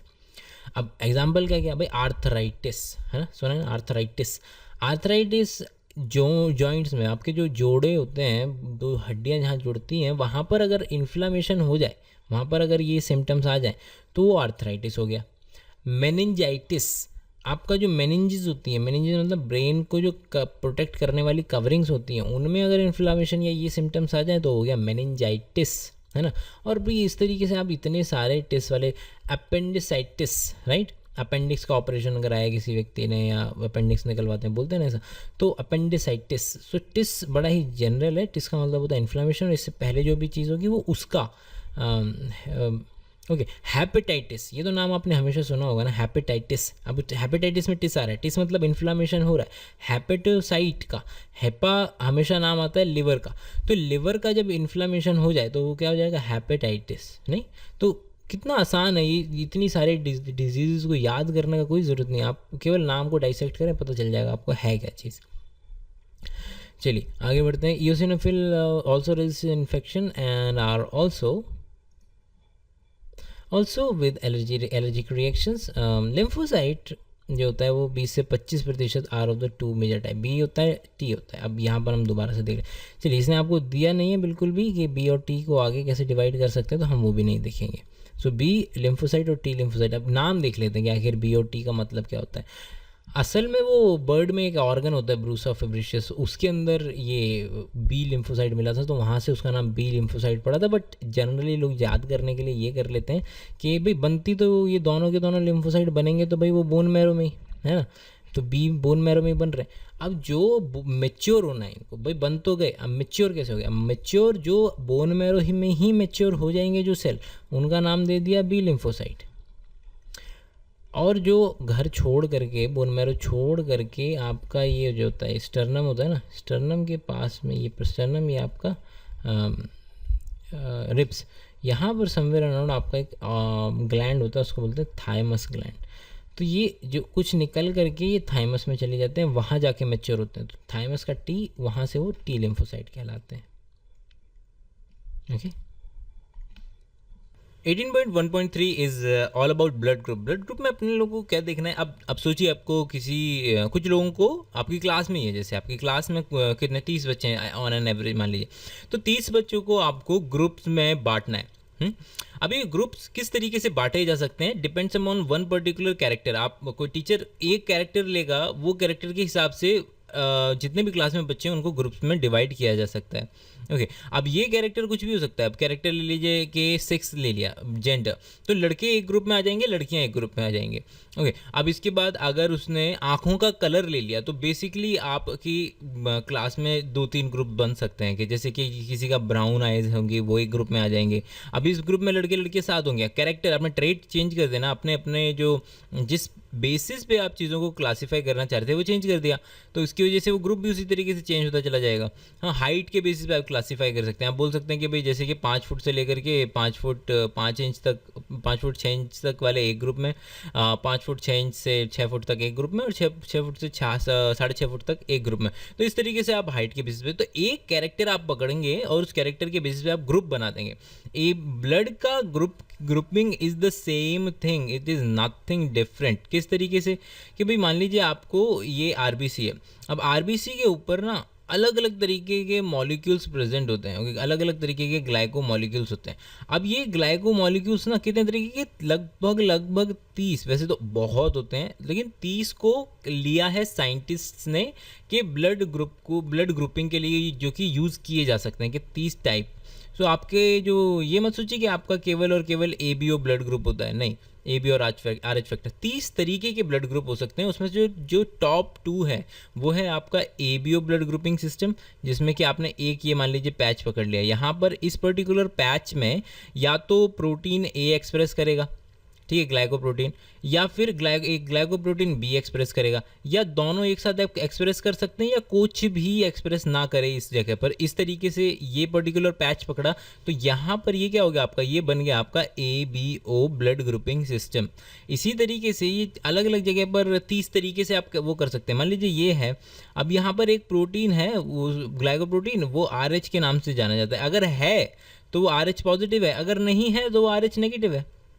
ये सीधा सीधा फंडा होता है ब्लड ग्रुपिंग का, ठीक है। तो अब इसमें स्पेसिफिकली हमको इन दोनों को ही देखना है। ये 30 तरीके के हो सकते हैं, लेकिन टॉप 2 में केवल आपका ABO ब्लड ग्रुपिंग सिस्टम और RH ब्लड ग्रुपिंग सिस्टम, ये इस तरीके से आता है। तो अगर कोई व्यक्ति O पॉजिटिव है, ये आपने जनरली सुना होगा, ये one of the most common blood group है इन इंडिया के अंदर।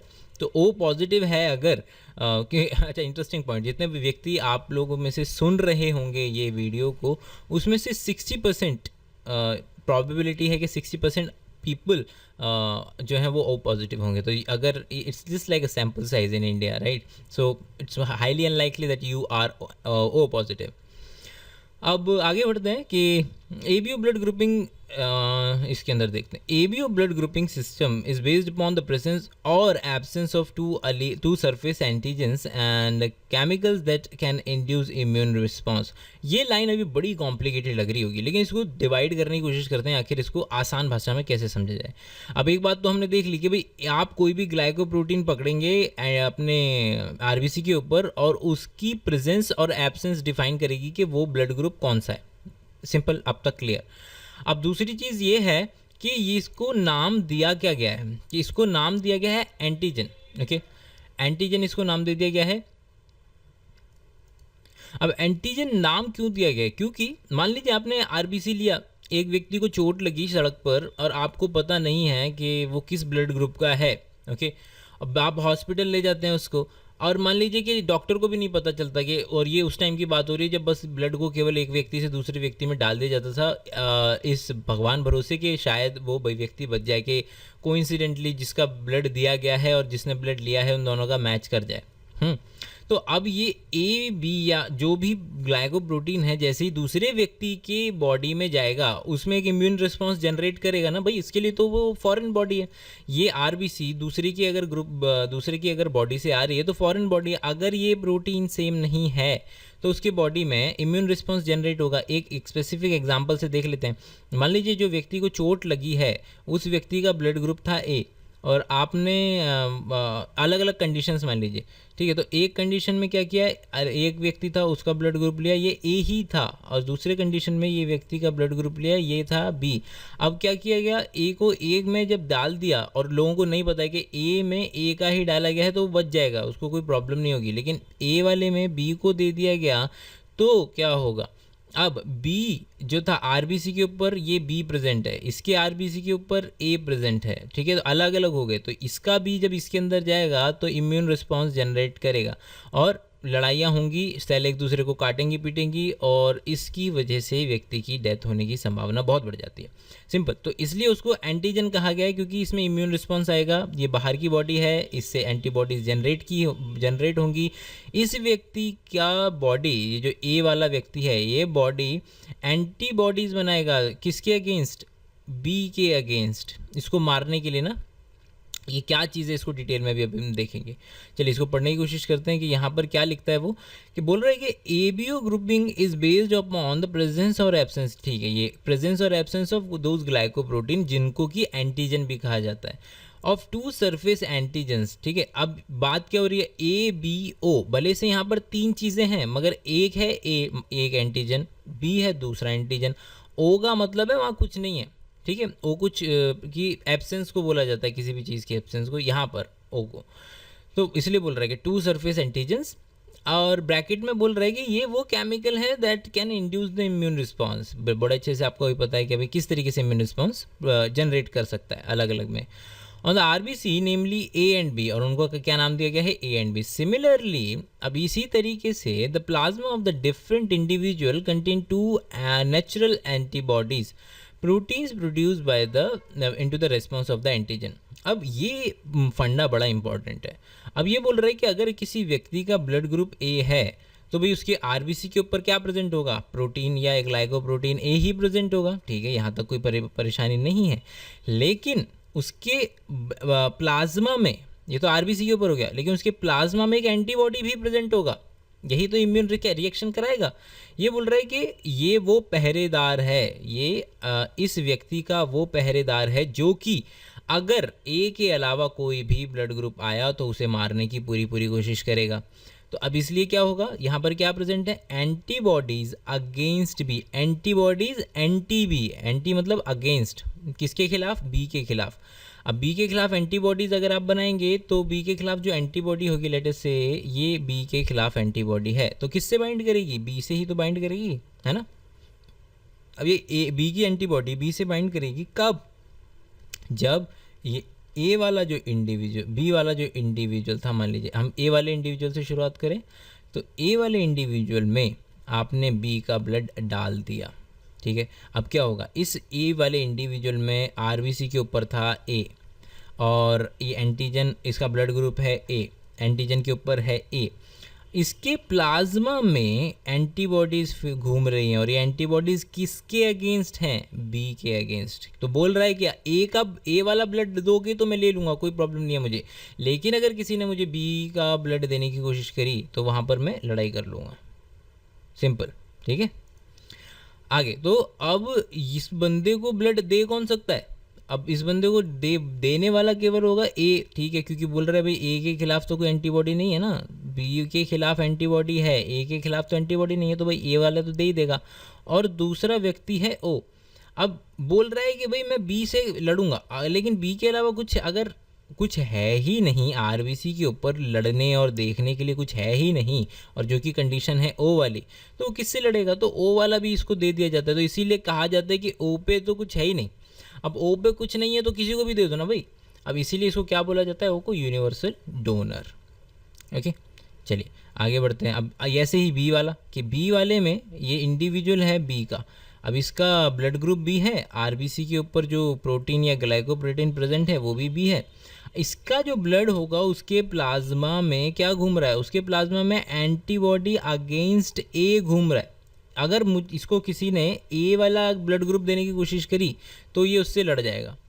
और अब ओ का क्या मतलब है, तो ब्लड ग्रुप कौन दे सकता है इसको, बी दे सकता है। और ओ मतलब कि भाई जिसके पास कुछ है ही नहीं वो तो दे ही सकता है, वो तो उसमें तो लड़ेगा ही नहीं वो उससे कि बिल्कुल।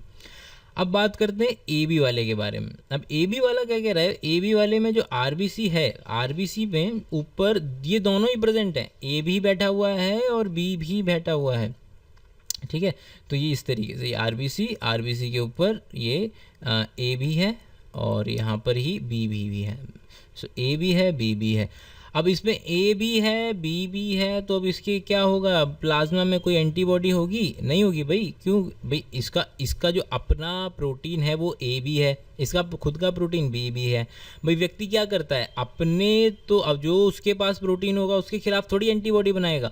अब ए वाला व्यक्ति ए के खिलाफ थोड़ी एंटीबॉडी बनाएगा, अपने आप में ही मर जाएगा वो तो। बी वाला बी के खिलाफ थोड़ी बनाएगा, बी वाला बनाएगा ए के खिलाफ और ए वाला बनाएगा बी के खिलाफ, ठीक है। ए वाला बी वाला बनाएगा ए के खिलाफ, ओके सॉरी ये ए वाला था तो बी के खिलाफ बनाएगा। अब दोनों ही प्रेजेंट है आरबीसी पे, किसके खिलाफ बनाए, किसी के खिलाफ नहीं बना सकता। तो आरबीसी पे एंटीजन दोनों प्रेजेंट है, ए भी है बी भी है। और एंटीबॉडीज़ क्या हैं, निल, कोई एंटीबॉडी इसमें प्रेजेंट नहीं होगी। और अब इसको ब्लड ग्रुप दे कौन, ब्लड डोनेट कौन कर सकता है, भाई ए बी वाला दे सकता है, कोई प्रॉब्लम नहीं है। मतलब देखो सिंपल सी बात क्या, अब एंटीबॉडी अगर उसमें प्लाज्मा में है ही नहीं, कोई लड़ने वाला है ही नहीं, तो कोई लड़ने वाला ही नहीं है तो दे दो भाई, कोई भी आके दे दो ना। तो ए बी भी दे देगा, ए भी देगा, बी भी दे सकता है, ओ भी दे सकता है, तो सब दे सकते हैं। अब ये यूनिवर्सल रिसिपिएंट हो गया, सबसे ले सकते हैं ना। ऐसे ही ओ पे क्या है, जैसे ही ओ पे कुछ है ही नहीं, अब जो प्रेजेंट जो जगह थी जहाँ पर ए या बी को बैठना था वहाँ पर कुछ है ही नहीं।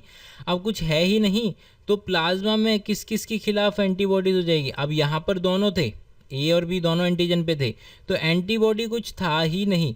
अब यहाँ पर दोनों ही आरबीसी पे नहीं है तो एंटीबॉडी तो दोनों के खिलाफ होगा ना।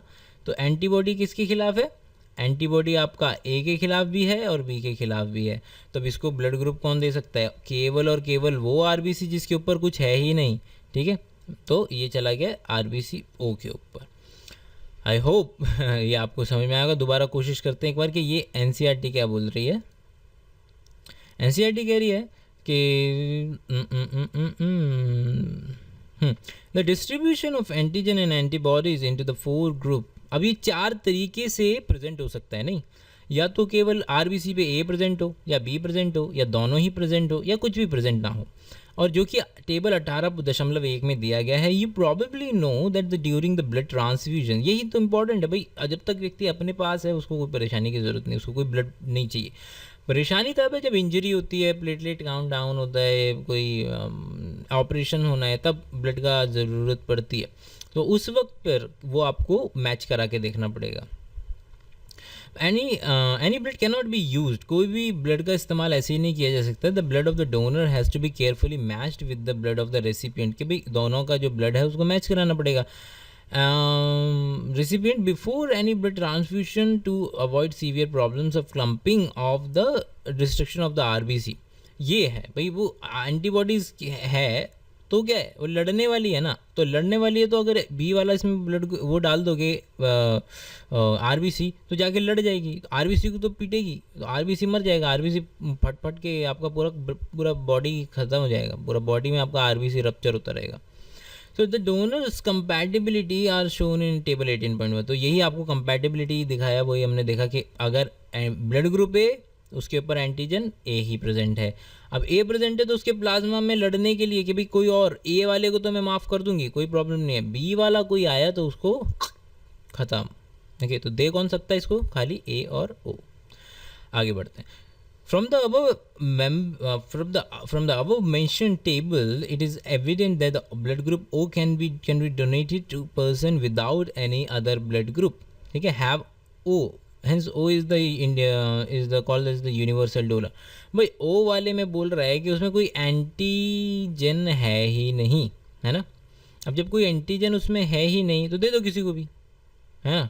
अब एंटीजन नहीं है ना तो दे दो ना किसी को भी। और अब बोल रहा है कि आगे, और ऐसे ही ए बी वाले में कोई एंटीबॉडी नहीं है तो किसी से भी ले लेगा, कोई फ़र्क नहीं पड़ता उसको। तो ये हो गया यूनिवर्सल रेसिपिएंट। ये इंपॉर्टेंट, यूनिवर्सल डोनर कौन होता है, यूनिवर्सल रेसिपिएंट कौन होता है। आगे बढ़ते हैं। अब ये तो हो गया केवल A B O blood grouping के बारे में। अब दूसरा पैच भी तो आरबीसी के ऊपर कहीं प्रेजेंट हो सकता है। हमने डिस्कस किया था ना कि 30 जगह हैं ऐसी जहाँ पर आप उसको इस्तेमाल कर सकते हैं। ये मान लीजिए यहाँ पर इस पोजीशन पे या तो ए प्रेजेंट होगा या बी प्रेजेंट होगा या ए बी प्रेजेंट होगा या ओ प्रेजेंट होगा। तो ये पोजीशन हो गई A B O blood grouping के लिए। ये दूसरी पोजीशन मान लीजिए यहाँ पर या तो एक protein glycoprotein RH factor present होगा या RH फैक्टर प्रेजेंट नहीं होगा। तो जो व्यक्ति होगा RH पॉजिटिव उसमें प्लस लगा देंगे इसके ऊपर। अब मान लीजिए कोई व्यक्ति है O और O के बाद उसके ऊपर RH फैक्टर है तो वो हो जाएगा O पॉजिटिव। और ब्लड ग्रुप है O और RH फैक्टर है नहीं कोई तो O negative, AB positive AB negative. इसी तरीके से ये सबके अलग अलग परम्यूटेशन कॉम्बिनेशन बनाए जा सकते हैं। अब देखते हैं ये इसमें क्या कहने की कोशिश कर रहे हैं सर। अनदर एंटीजन, एक और एंटीजन है the RH antigen similar to the one of the present onto the rhesus monkey. So RH, the name itself is coming from the rhesus monkey. कहाँ से आ रहा है, नाम कहाँ से आ रहा है, rhesus monkey से आ रहा है। कि rhesus monkey के RBC पे भी ये प्रेजेंट होता है, तुम में भी प्रेजेंट होता है, तो भाई इसका नाम RH फैक्टर रख देते हैं। तो hence is also observed onto the RBC of majority nearly 80% of humans. So 80% लोग जो ये वीडियो देख रहा है, आपका कोई भी ब्लड ग्रुप हो ए बी हो, आप 80% चांस है कि आप पॉजिटिव हैं उसमें। तो आप अगर O हैं ब्लड ग्रुप तो आप O पॉजिटिव हैं, इस बात के चांसेस ज़्यादा हैं। ओके, तो such individuals are called as RH positive and जिनके पास नहीं होता है उनके वो RH नेगेटिव कहलाते हैं। RH negative person if exposed to RH positive will form a specific antibodies against the RH antigen. Again दोबारा से थोड़ा सा इम्यूनोलॉजी आ रहा है, दोबारा से देखते हैं। सेम फंडा है, कोई चीज़ अलग नहीं है इसमें। बोल रहा है कि भाई आपने मान लीजिए RH नेगेटिव पर्सन ले लिया, ठीक है। अब RH negative person is exposed to, अब इस पे तो कोई एंटीजन है नहीं, है ना, RH पे कोई एंटीजन नहीं है। अब बोल रहे हैं कि if expose to RH positive blood, अब इसको दूसरा बंदा आया, इसके RBC पे क्या था, ये RH पॉजिटिव था, और ये जो बंदा है जो पहले से मौजूद है जिसके अंदर ब्लड को डाला गया है उसके पास नहीं था, RH नेगेटिव था वो। तो बोल रहे हैं क्या हो रहा है कि if expose to RH positive blood will form a specific antibody against the RH antigen. अब इसने तो कभी, ये तो खुद तो RH नेगेटिव है, इसने कभी वो प्रोटीन देखा नहीं, लेकिन जैसे ही बाहर से आएगा तो बोलेगा ये तो बाहर से आया, ये तो मेरा पोर्शन या पार्ट है ही नहीं, तो मैं तो इसके खिलाफ एंटीबॉडीज़ बनाऊंगा। तो वो एंटीबॉडीज़ बनाना स्टार्ट कर देता है। अब वो एंटीबॉडीज़ कहाँ जाके चिपक सकता है, एक RBC पे तो दूसरी RBC पे, इस तरीके से वो RBC को क्लम्प कर सकता है, ठीक है। तो इसलिए ये it's highly suggestable to match the blood group before marriage rather to match कुंडलीज। Okay, therefore RH group should also be matched before the transfusion. तो RH फैक्टर को भी मैच करा जाए, ये भी ज़रूरी है। A special case of RH incompatibility mismatching has been observed between the RH negative of the pregnant। अब ये स्पेसिफिक स्पेसिफाइड केस है कि भाई आप मान लीजिए कि मदर, ठीक है, इसको जरा वहाँ से देखते हैं एक सेकेंड। हाँ, तो ये फिगर से हम इस बात को पता करने की कोशिश करेंगे आखिर अगर मदर, ठीक है, ये आपको पीछे मदर दिख रहा होगा ग्रे में, तो मदर अगर RH नेगेटिव है, मदर RH नेगेटिव है और फादर क्या था, RH पॉजिटिव था, तो फादर ने अपना अलील, अपना जीन बच्चे में दिया, तो बच्चा भी RH पॉजिटिव हो गया। अब बच्चा अगर RH पॉजिटिव हो गया तो ये मान लीजिए फर्स्ट चाइल्ड है, फर्स्ट RH चाइल्ड में क्या होगा कि भाई एक बात क्लियर कि मदर और चाइल्ड का जो ब्लड है कभी कांटेक्ट में नहीं आता है, ठीक है। तो उसको, लेकिन हो सकता है डिलीवरी की टाइम पर वो थोड़ा ब्लड जो है थोड़ा बहुत कांटेक्ट में आ जाए, रप्चरिंग वगैरह हो जाती है। तो पहला बच्चा तो बिल्कुल नॉर्मल होगा क्योंकि इंटरेक्शन हुआ ही नहीं, है ना भाई। RH पॉजिटिव है बच्चा, पूरा डेवलप्ड हो चुका है, और दूसरा है मदर RH नेगेटिव है। मदर के ब्लड ने कभी भी RH पॉजिटिव प्रोटीन को नहीं देखा है या ग्लाइकोप्रोटीन को नहीं देखा है, तो वो इसके खिलाफ एंटीबॉडीज़ बनाएगी अगर वो इसको देख ले। तो जब डिलीवरी के दौरान हो सकता है कि हल्की फुल्की रप्चरिंग हो जाए, जो कि विच इज़ वेरी ईजी, तो RH पॉजिटिव जो हल्का सा ब्लड है मदर के ब्लड के कांटेक्ट में अगर आ गया तो मदर का ब्लड इसको फॉरेन पार्टिकल समझेगा RH पॉजिटिव को और इसके खिलाफ बना लेगा खूब सारी एंटीबॉडीज। अब सब्सिक्वेंटली जब अगला बच्चा होगा तो मदर के ब्लड में पहले से ही क्या है, पहले से ही उसने वो बना के रख लिए हैं प्लाज्मा। और अब अगर जब वो होगा बच्चा के किस RH positive red blood sales हैं, भाई बच्चा दोबारा से RH पॉजिटिव है, माँ RH नेगेटिव है और माँ ने बना लिए हैं काफ़ी सारे क्या एंटीबॉडीज़। और जैसे ही मौका मिलेगा वो क्या करेगा कि बच्चे के साथ बच्चे के खून के साथ रिएक्ट होगा और वहाँ पर आरबीसी रप्चरिंग चालू हो जाएगा, आरबीसी का क्लम्पिंग चालू हो जाएगा और वहीं से बच्चे को डैमेज होगा। अब सीवियर हेमोलिसिस होगा, इसको बोलते हैं एरिथ्रोब्लास्टोसिस फेटालिस। तो ये रहा आपका एरिथ्रोब्लास्टोसिस फेटालिस। तो उसकी वजह से बच्चे दूसरा बच्चा को की जो चांसेस है वो बड़े कम हो जाते हैं। और आप कोशिश कर सकते हैं अलग अलग तरीक़ों से कि आखिर इस चीज़ को किस तरीके से कम से कम किया जा सके, but it is better to match the RH factor first. Okay, so देखते हैं यहाँ पर ये क्या बोल रहा है कि RH एक स्पेशल केस है जिसमें कि RH incompatibility has been observe between the RH negative blood of the pregnant mother is RH negative है और with the RH positive foetus, क्योंकि फादर RH पॉजिटिव था तो बच्चा भी RH पॉजिटिव हो गया। RH antigen of the fetus do not get exposed to the RH negative blood of the mother during the first pregnancy। अब पहले pregnancy के दौरान वो कॉन्टेक्ट में नहीं आता है, लेकिन as the two bloods are well separated by the placenta. तो ये बात क्लियर है कि भाई मदर और चाइल्ड का जो ब्लड है वो कभी कॉन्टेक्ट में आता ही नहीं है, तो ठीक है, पहला बच्चे को कोई परेशानी नहीं होगी। However during the delivery first child there is possibility of exposure of maternal blood into smaller amount. लेकिन जब डिलीवरी होगी तब इस बात के चांसेस हैं कि दोनों का ब्लड हल्का फुल्का कांटेक्ट में आ जाए और वहाँ से वो RH पॉजिटिव ब्लड को देख ले और उसके खिलाफ एंटीबॉडीज जनरेट कर ले। So RH positive blood from the foetus उससे कांटेक्ट में आ गया। इन सच केस, ऐसे केसेस में the mother starts preparing antibodies against RH, ठीक है, इन हर ब्लड। अब उसके ब्लड में RH के खिलाफ एंटीबॉडीज आ गई हैं अच्छे अमाउंट में। In case of her subsequent pregnancy, अब जब अगला बच्चा होगा the RH antibodies from the mother from the RH negative mother can leak into the blood of the foetus. अब वो कहाँ जा सकती है, फीटस के अंदर जा सकती है और RH पॉजिटिव और डिस्ट्रॉय द फीटस RBC, और फीटस की जो RBCs हैं उनको डिस्ट्रॉय करने की कोशिश कर सकती है। This could be a fatal to the foetus, ये बच्चे के लिए जानलेवा साबित हो सकता है। कुड कॉज सीवियर अनीमिया और and jaundice to the baby. अब या तो अनीमिया, क्योंकि भाई इससे क्या बीमारियाँ होंगी, या तो जॉन्डिस होगा या अनीमिया होगा। Okay, the condition is called as erythroblastosis fetalis. Okay, erythroblastosis fetalis. This can be avoided by administering anti-RH antibodies to the mother immediately after delivery of the first child. Okay, तो इससे क्या होगा, वो नहीं बनने देगा क्या नाम है आपका एंटीबॉडीज़ को, और वो ईजिली अगला बच्चा को कोई प्रॉब्लम नहीं होगी। बट ये सावधानियाँ हैं, बट अगर somebody is engaging into the arranged marriage then it's probably suggested कि भाई वो ब्लड ग्रुप को चेक कराएं, ठीक है।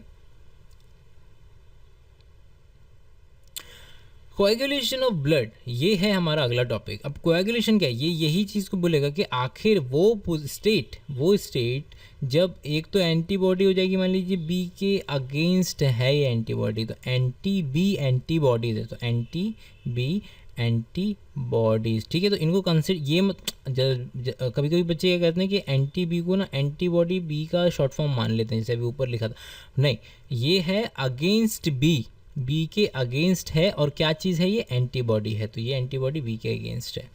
अब ये क्या करेगा, ये RBC है, अब इसके ऊपर मान लीजिए ये एंटीबॉडी बी है, तो ये एक से तो पकड़ लेगा एक को, यहाँ से एक को पकड़ा, दूसरे से दूसरी RBC को पकड़ लेगा, और दूसरी RBC दूसरे दो इस तरीके से अलग दो को पकड़ लेगी।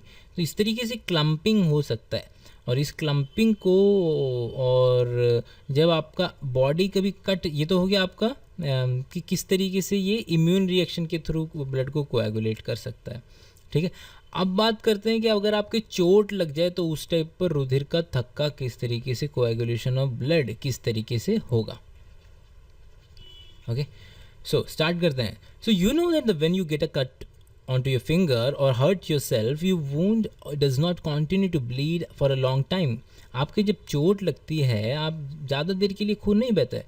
Usually the blood stop for flowing after some time, somewhere around 5 to 7 minute के बाद वो ब्लड बहना बंद हो जाता है एक छोटी नॉर्मल चोट पे. Do you know why? आपको पता है क्यों? ब्लड एग्जिबिट्स कोएगुलेशन और the clotting. So that was the coagulation. Okay, जो अभी हमने देखा था कि एक एंटीबॉडी दूसरे एंटीबॉडी दूसरे आरबीसी को पकड़े, कोएगुलेशन हो रहा है, वो कोएगुलेट कर रहा है. ठीक है, उसका प्रेसिपिटेशन होकर नीचे बैठ जाएगा. और जो अब हम पढ़ने वाले हैं वो है clotting of the blood. Okay, clotting. अब आगे देखते हैं. So blood exhibits clotting coagulation और the clotting in response to the injury और द ट्रॉमा.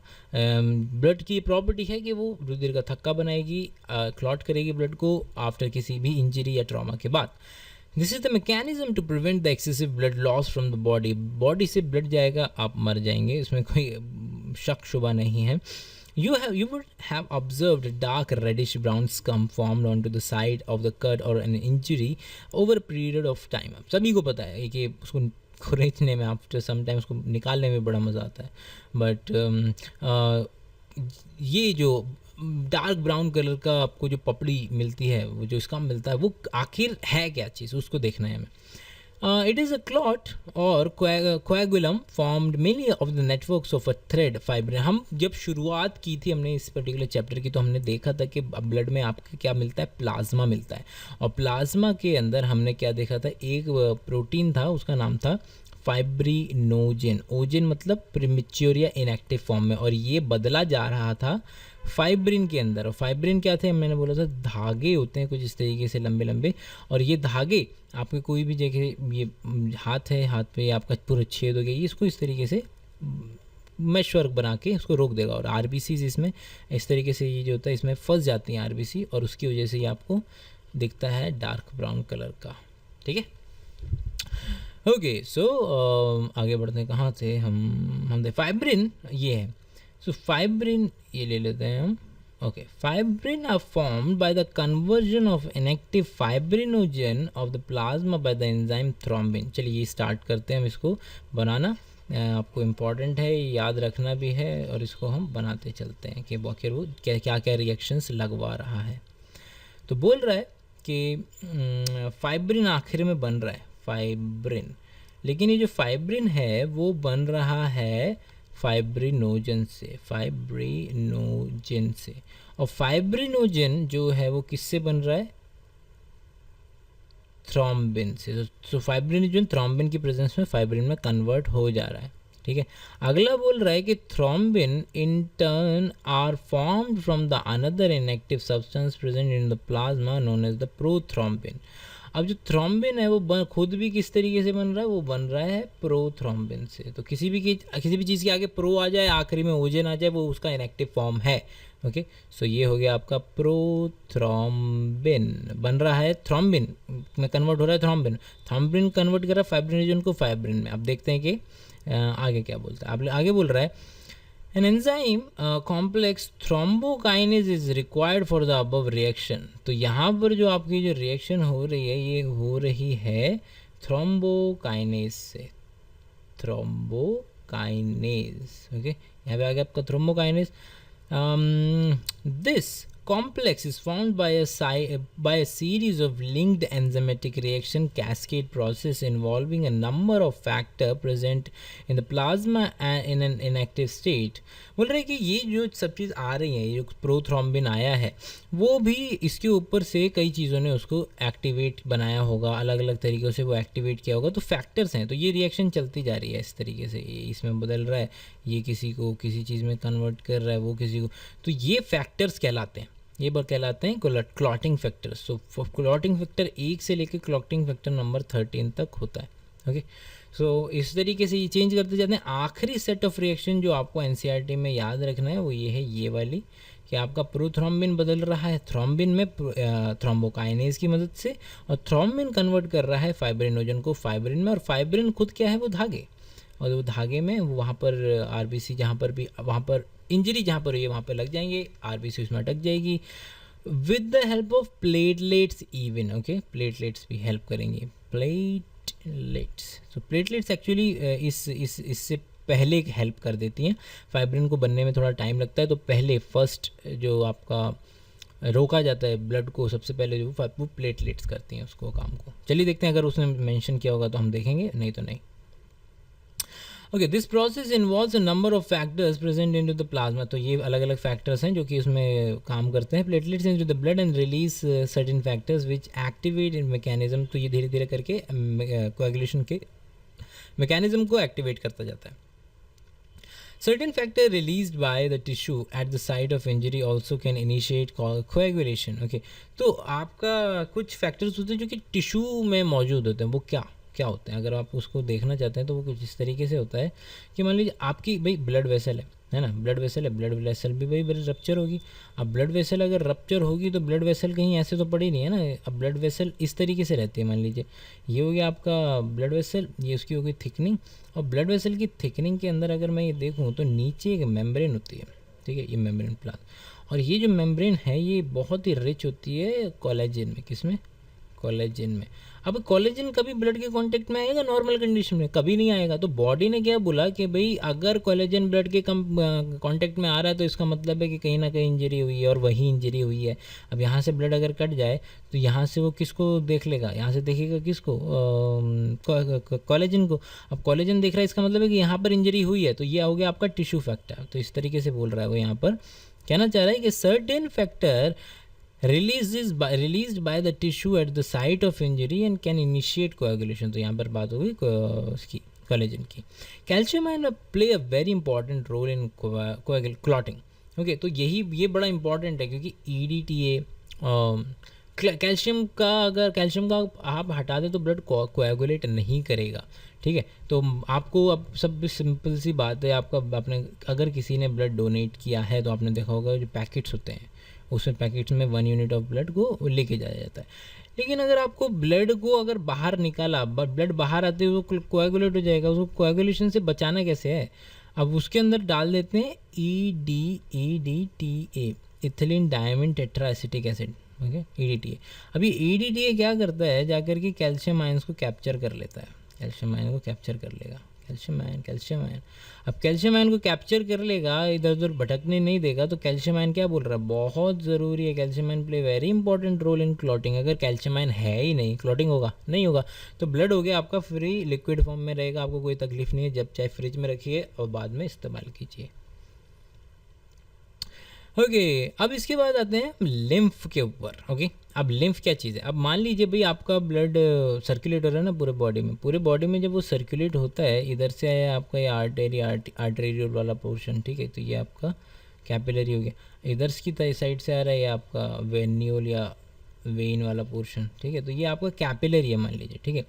अब कैपिलरी है तो टिश्यू का आखिरी सबसे छोटा जो पोर्शन होता है वो कैपिलरी होता है। अब इधर से क्या होगा, इधर से पूरा का पूरा ये स्क्वीज़ करके बाहर ऑक्सीजन आना है। तो ऑक्सीजन और इन सब चीज़ों के साथ ये फ्लूइड भी बाहर आ जाता है। ओके, फ्लूइड भी जब बाहर, प्रेशर बहुत ज़्यादा है ना इधर, तो फ्लूइड बाहर आ सकता है। तो फ्लूइड यहाँ पर अटक जाएगा, इसको बोलते हैं टिश्यू फ्लूइड। ओके, इसीलिए क्या बोल रहा है, लिम्फ का दूसरा नाम क्या है? Tissue tissue fluid.